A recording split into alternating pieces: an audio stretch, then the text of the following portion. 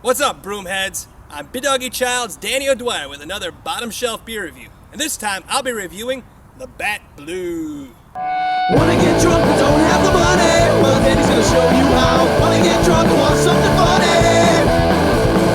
Bottomshelf beer, baby, let's go! Bottomshelf beer, baby, let's go! Bottomshelf beer, baby, let's go! I love hockey. And since the Blackhawks just won the Stanley Cup, I thought I'd celebrate the occasion the way I celebrate everything, by drinking. Of course, I don't need much of a reason to drink. In point of fact, I have a tougher time coming with reasons not to drink. But when I think of hockey, I think of Canada. And when I think of Canada, I think of idiots getting drunk in the woods on LaBatt Blue. So I thought I'd do the same, in tribute to the Chicago Blackhawks and their Stanley Cup championship. Canada is an interesting country. Not really. It's a lot like regular America, but a foreign monarch is still legally the head of state. I've been there a few times, and honestly, it's a pretty cool place, despite the fact that their football field is 10 yards too long, and they still wear gowns in court for some reason.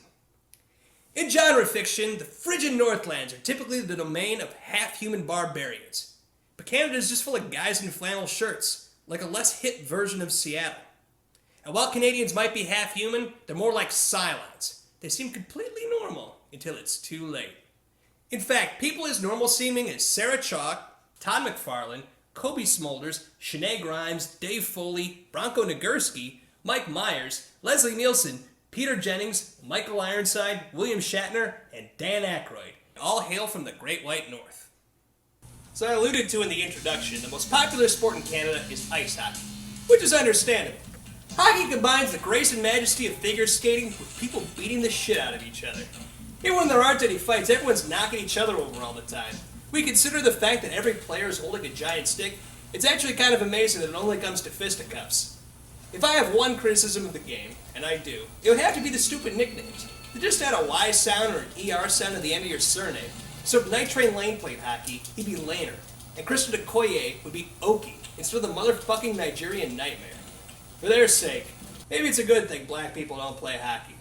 LaBatt opened their doors in 1847, survived Canadian Prohibition, and more important historical significance, in my opinion, is the fact that LaBatt launched the career of Pamela Anderson. You're not a real 90s kid unless you pounded one out to Pamela Anderson Lee. According to Gawker and half the shit I see on Facebook, being a real 90s kid is apparently something very important, which I had previously taken for granted.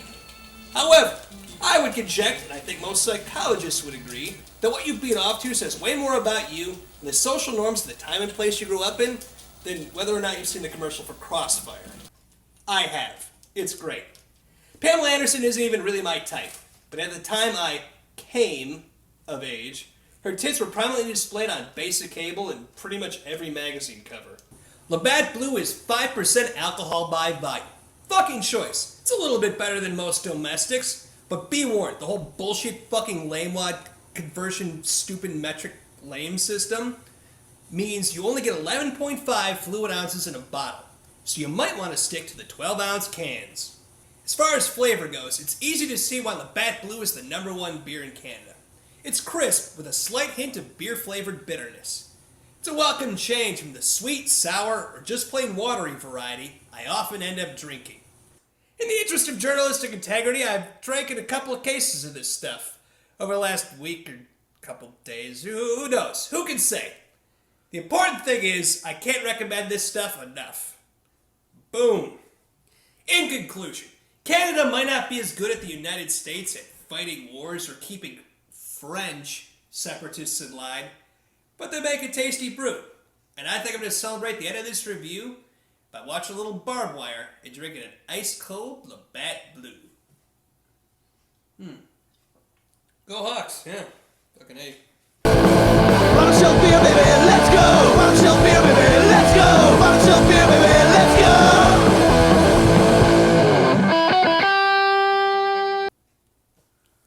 As far as flavor goes, it's easy to see why LaBatt Blue is the #1 beer in Canada. Over. What? That was perfect. That was LaBatt perfect. Blue. Thing of huge significance. Fucking. In fact, fuck. I love hockey. Fuck.